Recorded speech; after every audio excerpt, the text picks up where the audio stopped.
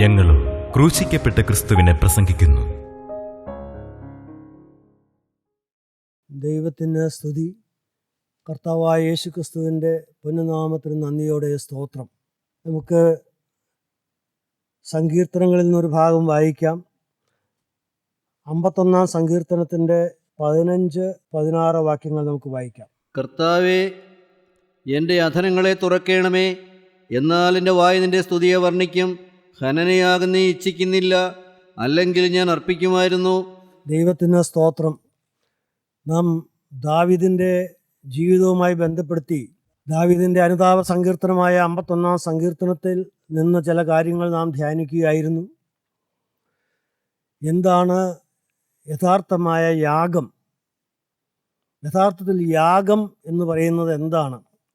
ദൈവം പ്രസാദിക്കുന്ന യാഗം എന്നാൽ എന്താണ് എന്ന് നാം പരിശോധിച്ച് വരികയായിരുന്നു.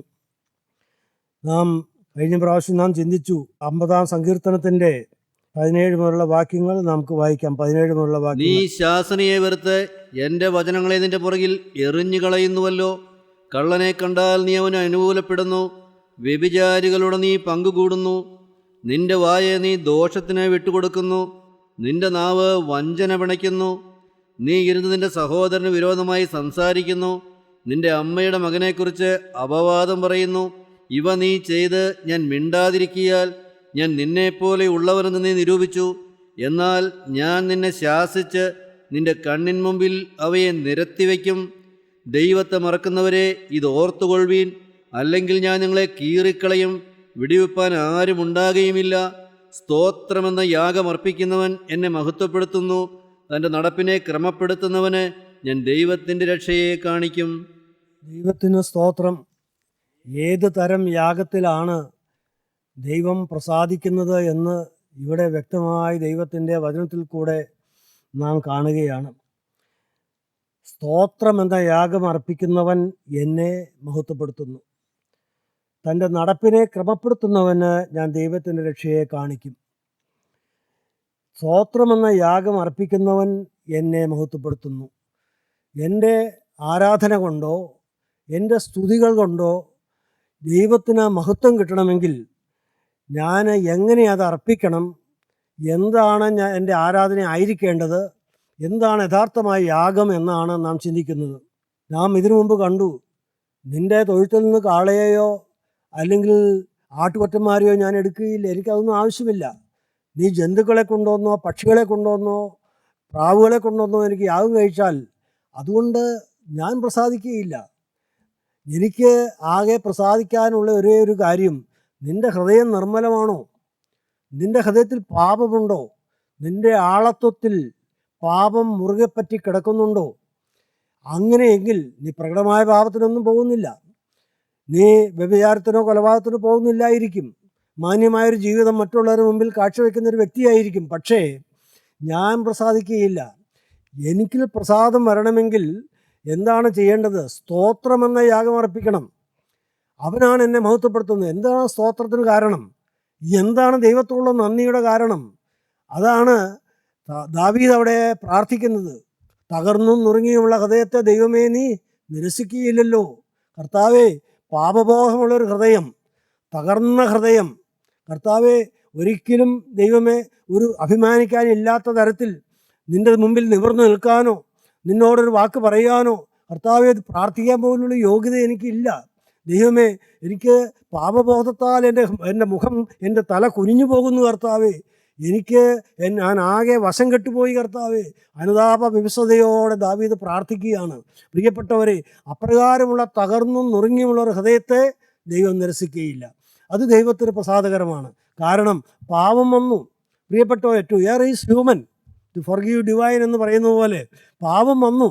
പക്ഷേ ദൈവം അതുകൊണ്ട് നമ്മെ തള്ളിക്കളയുന്നില്ല. പ്രിയപ്പെട്ടവർ ഓർക്കണം, അതാണ് ദൈവത്തിൻ്റെ സ്നേഹം. ആ ദൈവസ്നേഹമാണ് നമ്മുടെ ഹൃദയത്തിൽ വരുന്നത്. ആ ദൈവസ്നേഹത്തിനാണ് നാം വിശ്വസിക്കേണ്ടത്. എൻ്റെ ദൈവത്തിന് എന്നോട് സ്നേഹമാണ്. എനിക്ക് പാപം വന്നു, ഞാൻ വീണുപോയി കർത്താവേ, അരുതാത്തതെല്ലാം സംഭവിച്ചു പോയി കർത്താവേ. പക്ഷേ നിനക്ക് എന്നോട് സ്നേഹമല്ലേ കർത്താവേ? എന്നെ നിനക്ക് തന്നതല്ലേ? നിൻ്റെ അഭിഷേകത്താൽ എൻ്റെ തലയിൽ വീഴ്ചതല്ലേ കർത്താവേ? ഞാൻ നിൻ്റെ വകയല്ലേ? ദൈവമേ വന്നുപോയി കർത്താവേ, വന്നതെല്ലാം വന്നു, ക്ഷമിച്ചന് കർത്താവെ, ക്ഷമിച്ചു തരണം കർത്താവേ. ഞാനിതാ എന്നെ തന്നെ അടിയറവ് പറയുകയാണ്. എൻ്റെ ദേഹവും എൻ്റെ ദേഹിയും എൻ്റെ ആത്മാവും നിൻ്റെ തൃപ്പാദത്തിലേക്ക് ഞാനിതാ സമർപ്പിക്കുന്നു. എൻ്റെ കർത്താവെ, മനസ്സലിയണമേ കർത്താവെ, മനസ്സലിഞ്ഞ് ദൈവമേ, എൻ്റെ കരുണയുടെ ബഹുത്വപ്രകാരം എൻ്റെ ലംഘനങ്ങളെ മായിച്ച് കളയണ കർത്താവെ. നിൻ്റെ കണക്ക് പുസ്തകത്തിൽ എഴുതിയിരിക്കുന്നതായ, എനിക്കെതിരെ എഴുതപ്പെട്ടിരിക്കുന്നതായ എൻ്റെ കടങ്ങളെല്ലാം ദൈവമേ ആ തിരുരക്തം കൊണ്ട് അങ്ങ് മായിച്ച് കളയണം കർത്താവെ. നിങ്ങളങ്ങനെ പ്രാർത്ഥിക്കണം പ്രിയപ്പെട്ടവരെ. യേശുവിന് നമ്മോട് സ്നേഹമാണ് മോനെ, യേശുവിന് നിന്നോട് സ്നേഹമാണ്. നീ യേശുവിൽ നിന്ന് നിരാശയോടെ അകന്നു മാറി പോകുകയല്ല വേണ്ടത്. നിനക്കൊരു വീഴ്ച വന്നു, നീ അകന്നു മാറി പോകുകയല്ല വേണ്ടത്. എൻ്റെ യേശുവിൻ്റെ തൃപ്പാദത്തിൽ വീണ് കണ്ണീരുകൊണ്ട് ആ തൃപ്പാദം നീ കഴുകണം പ്രിയപ്പെട്ട. അതാണ് വില, അതാണ് ദൈവസ്ഥന് വിലയുള്ള യാഗമെന്ന് പറയുന്നത്. എന്നെ തന്നെ യാഗം അർപ്പിക്കുന്നു, എൻ്റെ ഹൃദയം അർപ്പിക്കുന്നു, എൻ്റെ ദേഹം അർപ്പിക്കുന്നു കർത്താവേ. ഇതിലെ ഓരോ കോശവും എൻ്റേത്. എൻ്റെ ദേഹവും എൻ്റെ ദേഹിയും എൻ്റെ ആത്മാവും സമ്പൂർണ്ണമായി സമർപ്പിക്കുന്നതാണ് യാഗമെന്ന് പറയുന്നത്. അതാണ് കർത്താവ് പറയുന്നത്, സ്തോത്രമെന്ന യാഗം അർപ്പിക്കുന്നവൻ എന്നെ മഹത്വപ്പെടുത്തും. കർത്താവേ, നീ എനിക്ക് വേണ്ടി ക്രൂശിൽ നിൻ്റെ അവസാനത്തുള്ള രക്തം വരെ ഊറ്റി തന്നതിനാൽ കർത്താവേ, എൻ്റെ പാപങ്ങൾക്ക് പരിഹാരം കിട്ടിയല്ലോ. ഞാൻ എപ്പോഴും പ്രാർത്ഥിക്കുമ്പോൾ ഞാൻ പറയുന്നൊരു കാര്യമുണ്ട് പ്രിയപ്പെട്ടവരെ. എൻ്റെ ദൈവത്തോട് ഞാൻ എല്ലാ പ്രാവശ്യവും പ്രാർത്ഥിക്കുമ്പോൾ ഞാൻ പറയും, കർത്താവേ, നീ എനിക്ക് വേണ്ടിയാണ് ക്രൂശിൽ മരിച്ചത്. നാഥ, നീ എനിക്ക് വേണ്ടി എന്നെ സ്നേഹിച്ച് എനിക്ക് വേണ്ടി ക്രൂശിൽ മരിച്ചതിനാൽ ദൈവമേ, എൻ്റെ സകല പാപങ്ങൾക്കും നീ പരിഹാരം വരുത്തി കഴിഞ്ഞു എന്ന് ഞാൻ വിശ്വസിക്കുന്നു. കർത്താവേ, ആ ഒരു ബന്ധം, ആ ഒരു വലിയ സ്നേഹത്തിൻ്റെ ബന്ധം കർത്താവേ എനിക്ക് സ്ഥാപിച്ചു തന്നല്ലോ. ദൈവമേ, ഞാൻ പൂർണ്ണമായി വിശ്വസിക്കുന്നു കർത്താവേ. അതുകൊണ്ട് ഇനിമേൽ ഈ നിമിഷം മുതൽ ഞാൻ നിൻ്റേത് മാത്രം. ദൈവമേ, എന്നെയും എനിക്കിനി തന്നിട്ടുള്ളത് മാത്രമുള്ളല്ലോ, അതെല്ലാം നിൻ്റേതാണ് കർത്താവേ, എല്ലാം നിൻ്റേത് കർത്താവേ. എൻ്റെ ഭാഗ്യബാലൻസ് എല്ലാം ഉണ്ടോ കർത്താവേ, നിൻ്റേതാണത്. ദൈവത്തിന് സ്തോത്രം. തിക്കരങ്ങളിലേക്ക് തരികയാണ് നിൻ്റെ പ്രസാദപ്രകാരം, നിനക്ക് ഇഷ്ടപ്രകാരം അതെല്ലാം ഉപയോഗിക്കാൻ കർത്താവേ. ഞാൻ എന്നെ തന്നെ സമർപ്പിക്കുന്നു, എനിക്കുള്ളതെല്ലാം സമർപ്പിക്കുന്നു, എൻ്റെ കുഞ്ഞുങ്ങളെ സമർപ്പിക്കുന്നു കർത്താവേ, എൻ്റെ ആരോഗ്യം സമർപ്പിക്കുന്നു. പ്രിയപ്പെട്ടവരെ, ഇതാണ് യഥാർത്ഥ പ്രാർത്ഥന എന്ന് പറയുന്നത്. സ്തോത്രം എന്ന യാഗം എൻ്റെ യേശു എനിക്ക് വേണ്ടി മരിച്ചു, അതിനാൽ എൻ്റെ പാപങ്ങൾക്ക് പരിഹാരം വന്നു. ദൈവത്തിന് സ്തോത്രം. ആ പ്രഭാതം ചുംബിച്ചുകൊണ്ട് നാം എടുക്കുന്ന സമർപ്പണം അതാണ് സ്തോത്രം എന്ന യാഗം അർപ്പിക്കുന്നവൻ എന്നെ മഹത്വപ്പെടുത്തുന്നു. തൻ്റെ നടപ്പിനെ ക്രമപ്പെടുത്തുന്നവന് ഞാൻ ദൈവത്തിൻ്റെ രക്ഷയെ കാണിക്കും. തൻ്റെ നടപ്പിനെ ക്രമപ്പെടുത്തുന്നവന് ഞാൻ ദൈവത്തിൻ്റെ രക്ഷയെ കാണിക്കും. ദൈവത്തിന് സ്തോത്രം. 50-ാം സങ്കീർത്തനം വീണ്ടും എടുക്കാം, 4-ാം വാക്യം. 50-ാം സങ്കീർത്തനം 4ഉം 5ഉം വാക്യങ്ങൾ നമുക്ക്. തൻ്റെ ജനത്തെ ന്യായം വിധിക്കേണ്ടതിന് അവൻ മേലിൽ നിന്ന് ആകാശത്തെയും ഭൂമിയെയും വിളിക്കുന്നു. യാഗം കഴിച്ച് എന്നോട് നിയമം ചെയ്തവരായ എൻ്റെ വിശുദ്ധന്മാരെ എൻ്റെ അടുക്കൽ കൂട്ടുവീൻ. യാഗം കഴിച്ചെന്നോട് നിയമം ചെയ്തവരായ എൻ്റെ വിശുദ്ധന്മാരെ എൻ്റെ അടുക്കൽ കൂട്ടുവീൻ. പ്രിയപ്പെട്ടവരെ, അത് കേൾക്കാൻ പോകുന്ന ഒരു ഇമ്പശബ്ദമാണ്, സ്വർഗത്തിൽ മുഴങ്ങാൻ പോകുന്ന ഒരു ഇമ്പശബ്ദമാണത്. കർത്താവിൻ്റെ രണ്ടാമത്തെ വരവിന് ശേഷം അന്ത്യന്യായവിധിയുടെ സമയത്ത് പ്രിയപ്പെട്ടവരെ, ആ അന്ത്യന്യായവിധിയും കഴിഞ്ഞു കഴിയുമ്പോൾ പ്രിയപ്പെട്ടവരെ, സ്വർഗത്തിൽ നിന്ന് വലിയൊരു ശബ്ദം യോഹന്നാൻ ശ്ലീഹ കേട്ട ശബ്ദമാണത്. പത്മോസിൻ്റെ ഏകാന്തതയിൽ യോഹന്നാൻ കേട്ടതായ ശബ്ദമാണ്. എന്നോട് യാഗം കഴിച്ച് എന്നോട് നിയമം ചെയ്തവരായ എൻ്റെ വിശുദ്ധന്മാരെ എൻ്റെ അടുക്കൽ കൂട്ടുവിൻ. യാഗം കഴിച്ച് എന്നോട് നിയമം ചെയ്തവർ. പ്രിയപ്പെട്ടവരെ, ഇതിലെ ഞാൻ ചോദിക്കട്ടെ, നീ യാഗം കഴിച്ചോ? നിന്നെ തന്നെ യാഗമായി അർപ്പിച്ചുവോ? ആ ക്രൂശിൻ്റെ ബലിവേദിയിൽ നിന്നെ തന്നെ യാഗം അർപ്പിച്ചുവോ? നിന്നെ തന്നെ യേശുവിന് കൊടുത്തോ?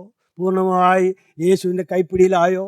യേശുവിനെ പൂർണ്ണമായി നിന്നെ എടുത്ത് ഉപയോഗിക്കാൻ തക്കവണ്ണം അവൻ്റെ അരുമ മകളായി നീ മാറിയോ? ദൈവത്തിന് സ്തോത്രം. യാഗം കഴിച്ച് എന്നോട് നിയമം ചെയ്തവരായ എൻ്റെ വിശുദ്ധന്മാരെ എൻ്റെ അടുക്കൽ കൂട്ടുവിൻ.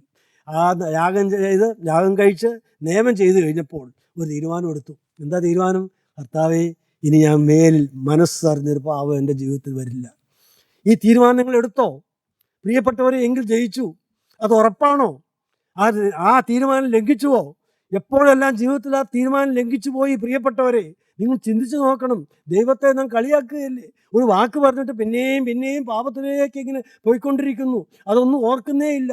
ദൈവത്തോട് പറഞ്ഞ സമർപ്പണം, ആദ്യകാര്യങ്ങളിൽ പറഞ്ഞ സമർപ്പണം ദൈവത്തിലെ നീ ഓർക്കുന്നുണ്ടോ? പക്ഷെ ഒരു കാര്യം നീ ഓർത്തുകൊള്ളണം. എന്താണ് ഓർക്കേണ്ടത്? എൻ്റെ ദൈവം അതെല്ലാം ഓർത്ത് വെച്ചിരിക്കുകയാണ്. നീ എൻ്റെ കർത്താവിനോട് പറഞ്ഞതെല്ലാം അവൻ അവൻ്റെ ആ പുസ്തകത്തിൽ എഴുതി ഇതെല്ലാം ഓർത്തുകൊണ്ടിരിക്കുകയാണെന്ന് ഓർത്തോളണം പ്രിയപ്പെട്ടവർ. എന്നാൽ നീ മറന്നുപോയി. ദൈവവേദനെ അത് സംഭവിക്കല്ലേ. അങ്ങനെ ഒരർത്ഥം നമ്മുടെ ജീവിതത്തിൽ സംഭവിക്കല്ലേ. നാം ഒരു നാൾ ദൈവത്തിൻ്റെ കർത്താവിൻ്റെ നാവിൽ നിന്ന് കേൾക്കാനുള്ളതാണ്, യാഗം കഴിച്ചെന്നോട് നിയമം ചെയ്തവരായ എൻ്റെ വിശുദ്ധന്മാരെ എൻ്റെ അടുക്കൽ കൂട്ടുവിൻ. അതിൻ്റെ 4-ാമത്തെ വാക്യം, തൻ്റെ ജനത്തെ ന്യായവിധിക്കേണ്ടതിന് അവൻ മേലിൽ നിന്ന് ആകാശത്തെയും ഭൂമിയെയും വിളിക്കുന്നു. തൻ്റെ ജനത്തെ ന്യായം വിധിക്കേണ്ടതിന് അവൻ മേലിൽ നിന്ന് ആകാശത്തെയും ഭൂമിയെയും വിളിക്കുകയാണ്. ഒരു അന്ത്യന്യായവിധിയുണ്ട്. വെളിപ്പാട് പുസ്തകം 20-ാം അധ്യായത്തിന് 11 മുതൽ വായിക്കുമ്പോൾ നമ്മൾ അന്ത്യന്യായവിധി കാണുകയാണ് പ്രിയപ്പെട്ടവരെ. ആ ന്യായവിധി ദിവസത്തിൽ ദൈവം ഇതാ ആകാശത്തെയും ഭൂമിയെയും ന്യായം വിധിക്കാൻ പോവുകയാണ്. തൻ്റെ ജനത്തെ ന്യായം വിധിക്കേണ്ടതിന് അവൻ മേലിൽ നിന്ന് ആകാശത്തെയും ഭൂമിയെയും വിളിക്കുന്നു. ആകാശത്തെയും ഭൂമിയെയും സാക്ഷി നിർത്തി ഒരു വലിയൊരു ന്യായവിധി. ആ ന്യായാധിപ സംഘത്തിൻ്റെ മുമ്പിൽ, ആ ന്യായവിസ്താര സഭയുടെ മുമ്പിൽ നാം എല്ലാവരും വെളിപ്പെടേണ്ടതാവുന്നു ദൈവത്തിൻ്റെ വചനം പറയുന്നു. എന്നിട്ടോ ആ ന്യായവിസ്താര സ്ഥലത്ത് വലിയൊരു ന്യായവിധി, വെള്ളസിംഹാസന ന്യായവിധി നമുക്കെല്ലാം അറിയാം. ഞാൻ അതിലേക്ക് കടക്കുന്നില്ല പ്രിയപ്പെട്ടവരെ. എന്നാൽ അന്ന് ആ ന്യായവിധിയിൽ നാം അകപ്പെടാതെ നാം നിത്യനരകത്തിലേക്ക് യാഥാസ്ഥലത്തേക്ക് തള്ളപ്പെടാതിരിക്കണമെങ്കിൽ ദൈവമേ, ഇന്ന് നാം യാഗം ചെയ്ത് ദൈവത്തോട്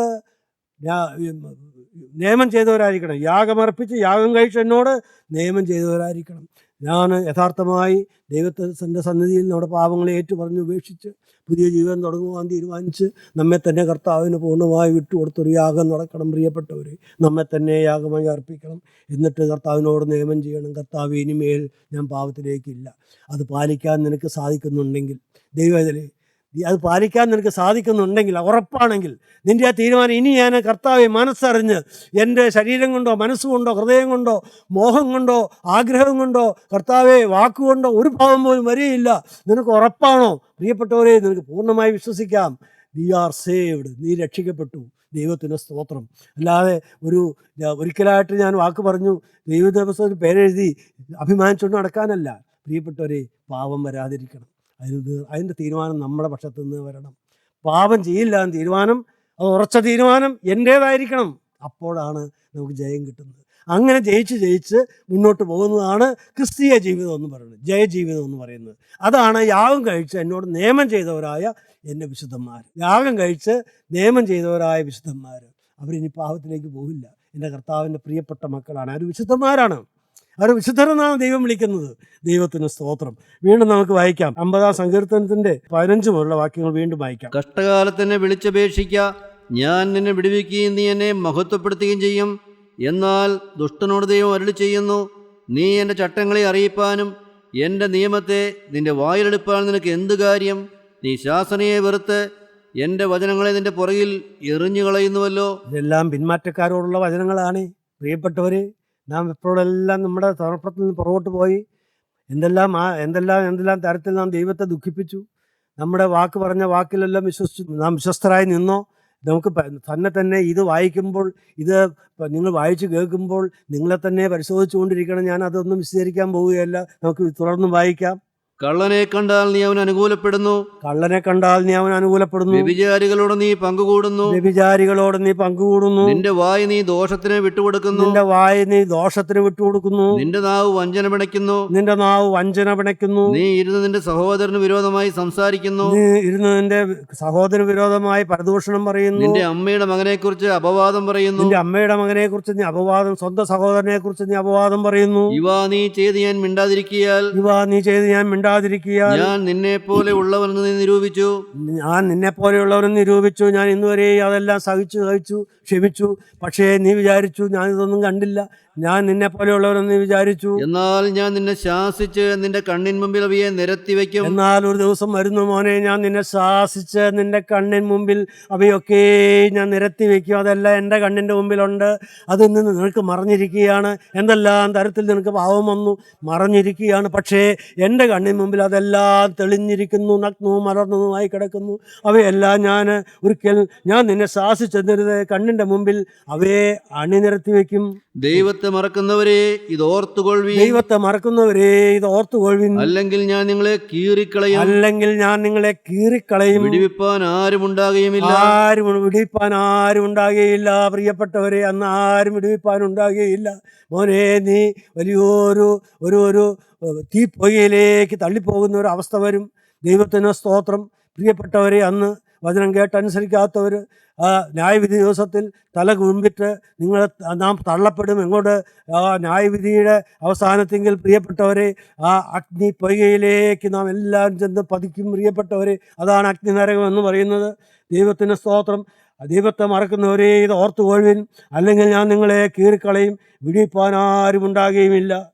എന്നാൽ സ്തോത്രമെന്ന യാഗം അർപ്പിക്കുന്നവൻ എന്നെ മഹത്വപ്പെടുത്തുന്നു. സ്തോത്രമെന്ന യാഗം അർപ്പിക്കുന്നവൻ എന്നെ മഹത്വപ്പെടുത്തുന്നു. തന്റെ നടപ്പിനെ ക്രമപ്പെടുത്തുന്നവന് ഞാൻ ദൈവത്തിന്റെ രക്ഷയെ കാണിക്കും. തൻ്റെ നടപ്പിനെ ക്രമപ്പെടുത്തുന്നവന് ഞാൻ ദൈവത്തിൻ്റെ രക്ഷയെ കാണിക്കും. ഇന്ന് പ്രിയപ്പെട്ടവരെ, രക്ഷപ്പെടുവാനുള്ള സമയമാണ്. നാം ആരും തീപ്പൊയ്കയിലേക്ക് പോകേണ്ട കാര്യമില്ല. രണ്ടാമത്തെ മരണമായ തീപ്പൊയ്ക, നരകം, എൻ്റെ പ്രിയപ്പെട്ടവരെ, അത് നമുക്ക് വേണ്ടി ഒരുക്കിയിരിക്കുന്നതല്ല കേട്ടോ. അത് പിശാചിന് അവൻ്റെ ദൂതന്മാർക്ക് ഒരുക്കിയിരിക്കുന്നതാണ് കേട്ടോ. ദൈവവൈതലേ, നീ ഒരിക്കലും ഈ വചനം കേൾക്കുന്ന നീ ഒരിക്കലും തീപ്പൊയ്കയിലേക്ക്, നരകത്തിലേക്ക് പോകല്ലേ. ഇതൊരു സത്യമാണേ പ്രിയപ്പെട്ടവരെ. ഒരു ന്യായവിധി ഉണ്ട് പ്രിയപ്പെട്ടവരെ. ഇന്ന് മാനസാന്തരപ്പെട്ട് ദൈവത്തിൻ്റെ രക്ഷയെ അനുഭവിച്ചില്ലെങ്കിൽ, കാൽവരി ക്രൂസിൽ എൻ്റെ കർത്താവ് ഒരുക്കിയതായ മഹാരക്ഷയെ, ആ വലിയ രക്ഷയെ നീ അനുഭവിച്ചില്ലെങ്കിൽ, നിനക്ക് വേണ്ടി മരിച്ച നിൻ്റെ നാഥനെ നിൻ്റെ കർത്താവ് രക്ഷിതാവുമായ ഹൃദയത്തിലേക്ക് സ്വീകരിച്ചില്ലെങ്കിൽ, പ്രിയപ്പെട്ടവരെ, ഈ മഹാന്യായവിധി നിനക്ക് ബാധകമായിരിക്കും. നീ അഗ്നിത്ത പൊയ്കയിലേക്ക് തള്ളിയിടും. പ്രിയപ്പെട്ടവർ, ഞാൻ പാപം ചെയ്തു എന്നുള്ളതുകൊണ്ട് ആരും നരകത്തിൽ പോകേണ്ട കാര്യമില്ല. എൻ്റെ ദൈവത്തിൻ്റെ സ്തോത്രം. പരിശുദ്ധനായ യോഹന്നാശ്ലീഹ പറയും, ഒരുവൻ പാപം ചെയ്തു പോയി എങ്കിലോ നീതിമാനായ ക്രിസ്തു എന്ന കാര്യസ്ഥൻ നമുക്ക് പിതാവിൻ്റെ സന്നിധിയിലുണ്ട്. ഓ, നീതിമാനായ ക്രിസ്തു എന്ന കാര്യസ്ഥൻ അവിടെയുണ്ട്. മോനെ, നിനക്ക് വേണ്ടി അഡ്വക്കേറ്റ് ചെയ്യാൻ, നിനക്ക് വേണ്ടി പ്ലീഡ് ചെയ്യാൻ, നിനക്ക് വേണ്ടി വാദിക്കാൻ ഒരു മധ്യസ്ഥനിത പിതാവിന് സന്നിധിയിലുണ്ട്. അവൻ നമ്മുടെ പാപങ്ങൾക്ക് പ്രായശ്ചിത്തമാകുന്നു. അവൻ നിൻ്റെ പാപങ്ങളെല്ലാം ഏറ്റെടുത്ത് മരിച്ചവനാണ്, ശിക്ഷ ഏറ്റവനാണ്. നിൻ്റെ പാപത്തിന് ശിക്ഷ അവൻ ഏറ്റെടുത്തതാണ് മോനെ. ഓ, അവൻ നമ്മുടെ പാപങ്ങൾക്ക് പ്രായശ്ചിത്തമാകുന്നു. നമ്മുടെ ഇതിന് മാത്രമല്ല, സർവ്വലോകത്തിൻ്റെയും പാപത്തിന് തന്നെ. ദൈവത്തിന് സ്തോത്രം. ദൈവവൈതലേ, നിൻ്റെ പാപവും ആ കൂടെയുണ്ട്. നിൻ്റെ പാപത്തിന് വേണ്ടിയിട്ട് യേശു മരിച്ചു മോനെ. ഒരു കാര്യം മാത്രം മതി, വിശ്വസിക്കുന്നവർക്ക് അവൻ തൻ്റെ രക്തം മൂലം പ്രായശ്ചിത്തമാകുവാൻ ദൈവം അവനെ പരസ്യമായി നിർത്തിയിരിക്കുന്നു. വിശ്വസിക്കുന്നവർക്ക് ഇന്നും പ്രസൻറ്റ് കണ്ടിന്യൂസ് ആണത്, നിർത്തിയിരിക്കുന്നു എന്നാണ് പറയുന്നത്. വിശ്വസിക്കുന്നവർക്ക്, നീ വിശ്വസിക്കുന്നുവോ? എൻ്റെ യേശുവേ, ഞാൻ നിന്നെ കാണുന്നു. നിൻ്റെ ക്രൂസിൽ ആ ക്രൂസിൽ ഞാൻ നിന്നെ കാണുന്നു. കർത്താവേ, എനിക്ക് വേണ്ടി നീ തങ്കത്തിൽ രക്തം ഒഴുക്കി നിൻ്റെ ചങ്ക് പൊട്ടി ഒഴുകുന്നത് ഞാൻ കാണുന്നു. കർത്താവേ, നിന്നെ തകർന്നവനായി ഞാൻ കാണുന്നു. പിതാവിൻ്റെ അരുമകുമാരനായ ദൈവപുത്ര എൻ്റെ യേശുവേ, സർവ്വലോകത്തെയും സ്വന്തം കരങ്ങളിൽ വഹിച്ചിരിക്കുന്നവനെ, ആകാശത്തെയും ഭൂമിയെയും ഒറ്റ വാക്കുകൊണ്ട് സൃഷ്ടിച്ചവനെ, നീ എനിക്ക് വേണ്ടി തകർത്തപ്പെട്ട് ക്രൂശിൽ കിടക്കുന്നത് ഞാൻ കാണുന്നു. കർത്താവേ, ഈ നീ എളിവനായ നിസ്സാരനായ പുഴുവായ ഞാൻ എന്തുമാത്രം പാപം ചെയ്തു. അതിനെല്ലാം പരിഹാരമായിട്ട് നീ ക്രൂശിൽ തൂങ്ങി. എൻ്റെ കർത്താവേ, ഇന്ന് ഒറ്റ കാര്യം മാത്രം മതിയല്ലോ. വിശ്വസിക്കുന്നവർക്കെന്നാണ് ദൈവത്തിൻ്റെ വചനം. വിശ്വസിക്കുന്നവർക്ക് അവൻ തൻ്റെ രക്തം മൂലം പ്രായശ്ചിത്തമാണ്. മോനെ, നീ വിശ്വസിക്കുന്നുവെങ്കിൽ എൻ്റെ യേശു എനിക്ക് വേണ്ടിയാണ് മരിച്ചതെന്ന് വിശ്വസിക്കുന്നുവെങ്കിൽ നിൻ്റെ പാപത്തിന് പരിഹാരമുണ്ട്. ദൈവത്തിന് സ്തോത്രം. വിശ്വസിക്കുന്നവർക്ക് അവൻ തൻ്റെ രക്തം മൂലം പ്രായശ്ചിത്തമാകുവാൻ ദൈവം അവനെ പരസ്യമായി നിർത്തിയിരിക്കുന്നു. ദൈവത്തിന് സ്തോത്രം. ദൈവവൈതലേ, നീ ഇന്ന് വിശ്വാസമേറ്റ് പറയുമോ? യാഗമായി എൻ്റെ യേശുവിൻ്റെ കരങ്ങളിലേക്ക് നിന്നെ തന്നെ സമർപ്പിക്കുമോ? ദൈവത്തിന് സ്തോത്രം. എൻ്റെ പ്രിയപ്പെട്ടവരെ, ഇതെന്തൊരു മഹാഭാഗ്യമാണ്, എന്തൊരു സ്നേഹമാണ്. ഈ ദൈവസ്നേഹം നീ അനുഭവിച്ചാൽ ദൈവവൈതലേ, നിനക്ക് പാപത്തിന്മേൽ ജയം കിട്ടും. ഈ ലോകത്ത് സമാധാനത്തോടെ ജീവിക്കാം. ഈ സ്നേഹം നിൻ്റെ ജീവിതത്തിൽ ഉളവായാൽ, ഇന്ന് ഈ ലോകത്ത് നിനക്ക് സ്നേഹത്തിൽ നിറഞ്ഞ് ജീവിച്ചാൽ നിൻ്റെ ഭവനത്തിൽ സ്നേഹം നിറയും, നിൻ്റെ ചുറ്റുപാടിലേക്കും സ്നേഹം വ്യാപരിക്കും. സ്നേഹത്താൽ നിറഞ്ഞാൽ സ്നേഹം നിനക്ക് വ്യാപാരം ചെയ്യാം. ബഹുമാനപ്പെട്ട യോഹന്നാൻ സാർ പറയുന്നൊരു വാക്കാണ്, സ്നേഹം വ്യാപാരം ചെയ്യാം. സ്നേഹം വ്യാപാരം ചെയ്ത് നിനക്ക് സ്നേഹം ലാഭം ഉണ്ടാക്കാം. സ്നേഹം വ്യാപാരം ചെയ്താൽ സ്നേഹം ലാഭം ഉണ്ടാക്കാം. നീ ഒരിക്കലും പ്രതീക്ഷിക്കാത്ത തരത്തിൽ നിൻ്റെ ഭാര്യ നിന്നോട് ഇണങ്ങും. നീ ഒരിക്കലും പ്രതീക്ഷിക്കാത്ത രീതിയിൽ നിൻ്റെ മക്കൾ മാനസാന്തരപ്പെട്ട് നിൻ്റെ അടുക്കിലേക്ക് വരും. ഹല്ലേലൂയ. നിൻ്റെ സമൂഹത്തിൽ നിന്നെ വെറുക്കുന്നവരും ദേഷിക്കുന്നവരും എല്ലാം ഒരു നാൾ മനം തിരിഞ്ഞ് ഒരനുതാപത്തോടെ നിൻ്റെ അടുക്കിലേക്ക് വരുന്നത് നിനക്ക് കാണാം. എന്ത് വേണം? സ്നേഹത്താൽ നിറയണം, ദൈവസ്നേഹത്താൽ നിറയണം. ദൈവത്തിൻ്റെ വലിയ നാമം മഹത്വപ്പെടട്ടെ. ദൈവത്തിന് സ്തോത്രം. യെശയ്യാ പ്രവചനം വായിക്കാം. യെശയ്യാ പ്രവചനത്തിൻ്റെ 1-ാം അധ്യായം 11 മുതലുള്ള വാക്യങ്ങൾ നമുക്ക് വായിക്കാം. യെശയ്യാ പ്രവചനം 1-ാം അധ്യായത്തിൻ്റെ 11 മുതലുള്ള വാക്യങ്ങൾ. നിങ്ങളുടെ ഹനനയാഗങ്ങളുടെ ബാഹുല്യം എനിക്ക് എന്തിനെ എന്ന് യഹോവ അരുളി ചെയ്യുന്നു. മുട്ടാടുകളെ കൊണ്ടുള്ള ഹോമയാഗവും തടിച്ച മൃഗങ്ങളുടെ മേധസ്സം കൊണ്ട് എനിക്ക് മതി വന്നിരിക്കുന്നു.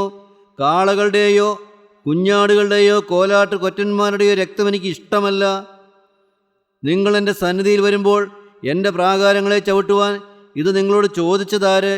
ഇനി നിങ്ങൾ വ്യർത്ഥമായുള്ള കാഴ്ച കൊണ്ടുവരരുത്. എൻ്റെ ദൈവമേ, പ്രിയപ്പെട്ടവരെ, നാം അനേകരെ നമ്മുടെ കർമ്മമാർഗങ്ങളിൽ ആശ്രയിച്ച് മുന്നോട്ട് പോകുന്നവരല്ലേ? ഇന്ന് വഴിപാട് കഴിച്ചു, ഒരു രോഗം വന്നു, വഴിപാട് കഴിക്കുക. ദൈവമേ, ദൈവത്തിന് സ്തോത്രം. പ്രിയപ്പെട്ടവർ, ഞാനൊരു ചെറിയ സംഭവം പറയുകയാണ്. കഴിഞ്ഞ ദിവസം എൻ്റെ ഒരു പേഴ്സ് നഷ്ടപ്പെട്ടു.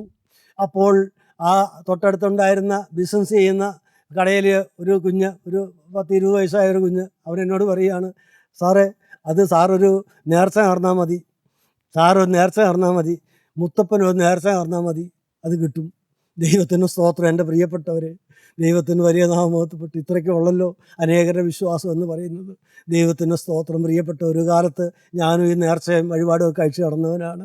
എൻ്റെ പ്രിയപ്പെട്ടവരെ, അതൊന്നും വേണ്ടാന്നൊന്നും ഞങ്ങൾ പറയുന്നില്ല. പ്രിയപ്പെട്ടവരെ, ആവശ്യമെങ്കിൽ പള്ളിക്ക് വരുമാനമാർഗ്ഗമല്ലേ, സഭയ്ക്ക് ആവശ്യമല്ലേ, വേണം. പ്രിയപ്പെട്ടവർ, അതൊന്നും ഞങ്ങൾ എതിർക്കുന്നവരല്ല. പക്ഷേ പ്രിയപ്പെട്ട, അതുകൊണ്ട് മാത്രം തൃപ്തിപ്പെട്ടു പോകരുത്. അതുകൊണ്ടൊന്നും നമ്മുടെ വഴിപാടിലോ കർമ്മമാർഗ്ഗങ്ങളിലോ ആചാരങ്ങളിലോ അനുഷ്ഠാനങ്ങളിലോ ഒരു പെരുന്നാൾ ഏറ്റുകഴിച്ചതുകൊണ്ടോ ഒന്നും എൻ്റെ പ്രിയപ്പെട്ടവർ, ഞാനും ഏറ്റുകഴിച്ചതാണ്. പക്ഷേ എൻ്റെ ജീവിതത്തിൽ ഒരു പാവം പോലും മാറിയില്ല. ഞാൻ പിന്നെയും എൻ്റെ ജീവിതത്തിൽ പാവം ഇരച്ചു കയറി വന്നുകൊണ്ടിരുന്നത് ഞാൻ അറിയുന്നുണ്ട്. എന്നാൽ എൻ്റെ പാപങ്ങൾക്കെല്ലാം പരിഹാരം വന്നത് എനിക്ക് യഥാർത്ഥ പാവബോധം വന്നപ്പോഴാണ്. ഞാൻ കരയാൻ തുടങ്ങിയപ്പോഴാണ്. എൻ്റെ പാപത്തെ ഓർത്ത് കരയാൻ തുടങ്ങിയപ്പോഴാണ്. പ്രിയപ്പെട്ടവരെ, ദൈവത്തിൻ്റെ സ്തോത്രം. നിങ്ങൾ ആരും തെറ്റിദ്ധരിക്കില്ലേ പ്രിയപ്പെട്ടവരെ? ഇതേ ദൈവത്തിൻ്റെ വചനമല്ലേ നമ്മൾ വായിച്ചു കേട്ടത്? ദൈവത്തിൻ്റെ സ്തോത്രം. കർത്താവ് പറയുന്നത് എത്രയോ വളരെ ധാർഷ്ട്യത്തോടെ, അല്ലെങ്കിൽ വളരെ കർശനമായിട്ട് ദൈവത്തിൻ്റെ വചനം പറയുന്നത് നിങ്ങൾ വായിച്ചു കേട്ടില്ലേ പ്രിയപ്പെട്ടവരെ? മുട്ടാടുകളെ കൊണ്ടുള്ള ഹോമയാഗവും തടിപ്പിച്ച മൃഗങ്ങളുടെ മേധസ്സും കൊണ്ട് എനിക്ക് മതി വന്നിരിക്കുന്നു. ഞാൻ ഈ വഴിപാടുകളെല്ലാം കണ്ടും കേട്ടും എനിക്ക് മതി വന്നിരിക്കുന്നു. കാളകളുടെയോ കുഞ്ഞാടുകളുടെയോ കോലാട്ടുകൊറ്റന്മാരുടെയോ രക്തം എനിക്ക് ഇഷ്ടമല്ല.